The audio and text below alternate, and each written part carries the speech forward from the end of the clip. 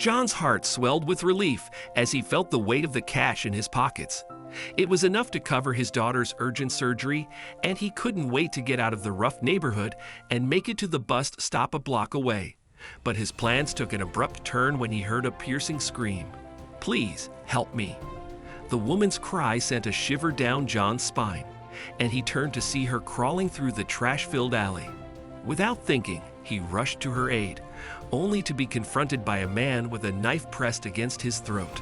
"Hand over all your money," the mugger demanded, and John's chest tightened with fear. The woman, whom he had tried to help, revealed herself to be an accomplice as she grabbed the cash from his jacket. John pleaded with them, explaining that he needed the money for his daughter's surgery, but they callously dismissed his pleas.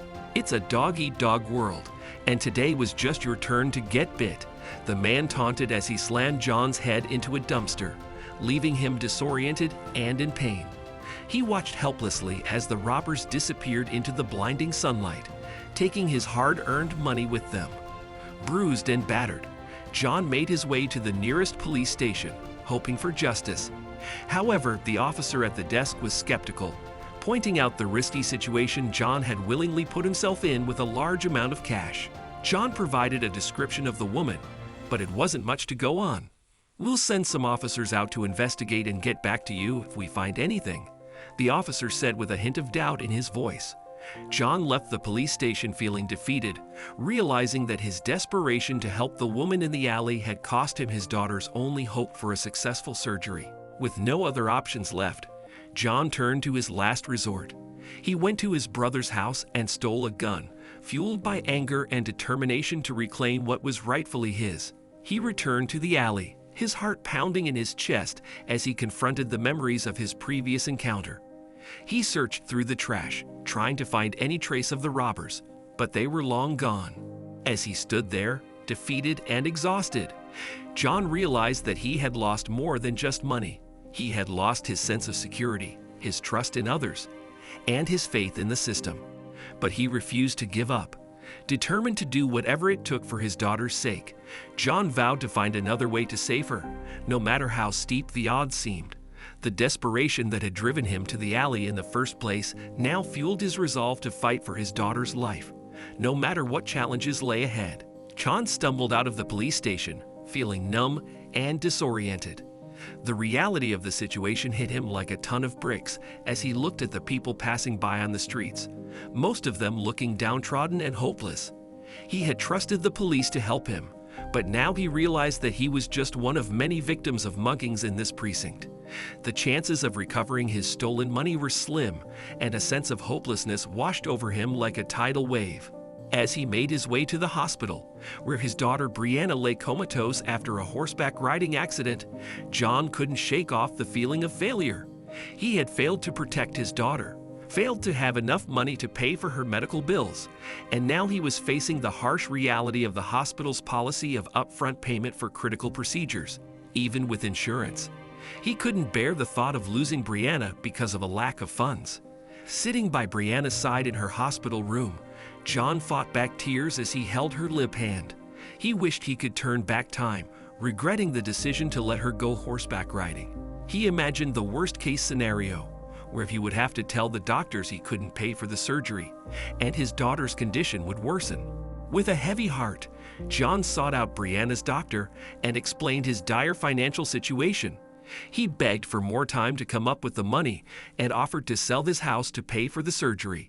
However, the doctor regretfully informed him that the hospital policy was strict and they could not proceed without upfront payment. Feeling desperate, John looked out the window and saw the autumn leaves scattered by the wind. He knew he had to act fast to save Brianna. Without saying goodbye, he ran out of the hospital and hailed a cab to his estranged elder brother Richard's apartment. It had been years since they last spoke, ever since John discovered Richard's illegal activities and cut ties with him. But John had no other option. When Richard opened the door, John poured out his heart, pleading for his help to save Brianna's life.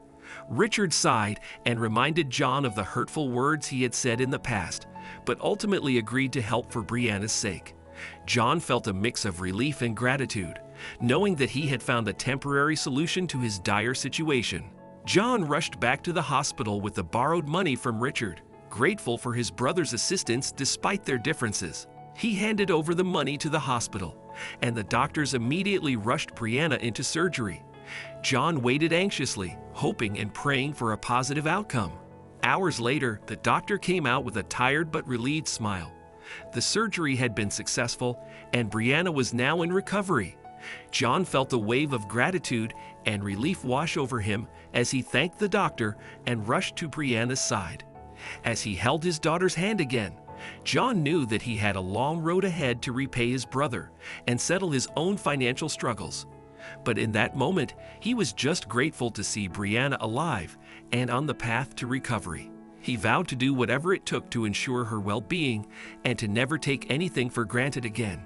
Brianna's accident had been a wake-up call for him, and he was determined to make things right for her and his family. $10,000 doesn't just fall from the sky, little bro, Richard said with a shrug. I might be able to get it for you, but I don't have that kind of money just lying around. Desperation gripped John as he pleaded with his brother. Then give me a gun. I'll return to the alley and make those muggers give back my money. Richard laughed. A gun? You're more likely to shoot yourself. Just sit tight. I've got this. A sudden knock at the door made Richard alert as a guard dog. He grabbed John's arm, yanked him to his feet, and pushed him towards the bedroom. Get out of here now. Take the fire escape. Richard kept his gaze fixed on the front door. Get lost, Richard snarled, slamming the door before John could speak. John's last glimmer of hope turned to ash. He should have known better than to expect his unreliable brother to come to Brianna's rescue. He opened the window leading to the fire escape. Panic set in as John realized he had no other options. Asking Richard for help had been his last resort. If Richard couldn't loan him the money he needed for Brianna's surgery, his daughter would die. John turned to ask Richard for the money one more time, but his brother was leaving the room and slammed the door before John could speak. In desperation, John searched Richard's bedroom.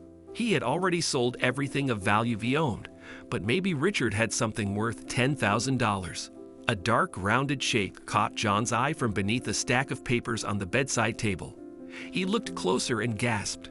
This was exactly what he needed. With a glance back towards the sitting room, John tucked Richard's gun into the back of his trousers. One way or another, he was determined to save his daughter. Fear crawled up John's spine as he approached the entrance to the alley. Every step he took produced a loud crunch of leaves and trash. His heart pounded in his chest, and he could feel the weight of the gun against his back. The sound of a woman crying caught John's attention. He pulled his hood over his head and moved towards her. She reached out a hand to him, and John pointed the gun at her head. Give back my money, John shouted, scanning the shadows beside the dumpsters. Give it back right now, or I'll shoot her. Oh, it's the dying daughter guy, a man said, rising from behind a row of overflowing trash cans. Put that toy away before you embarrass yourself. You ain't fooling anyone with that plastic pistol. It's real, and I'm not afraid to use it. John struggled to keep a steady grip on the gun with his sweaty hands as he aimed at the man. Now give me my money. The man laughed and continued to approach John, getting dangerously close. The gun shook in John's hand. I'll shoot you, John said, his voice trembling. John stepped back, and something hard poked him in the back. His finger slipped, and a loud explosion echoed through the alley, reverberating through John's bones. He stumbled backward and watched in slow motion as the man dropped to the ground. The woman ran away down the alley, and John's ears were ringing too much to hear her scream. He quickly searched the man's pockets and found a folded stack of bills, stuffing them in his pocket. But he needed more. Time was running out, and John knew the woman might return with the police at any moment. He reached into the man's coat and screamed when he touched the warm blood saturating his shirt. He threw the gun. John stepped out of the shower, his fingers wrinkled from the long soak. He reached for his clothes, but before putting them on, he needed to count the money he had taken off the mugger's body. As he grabbed the thick stack of bills, he hoped it would be enough to cover Brianna's hospital bill.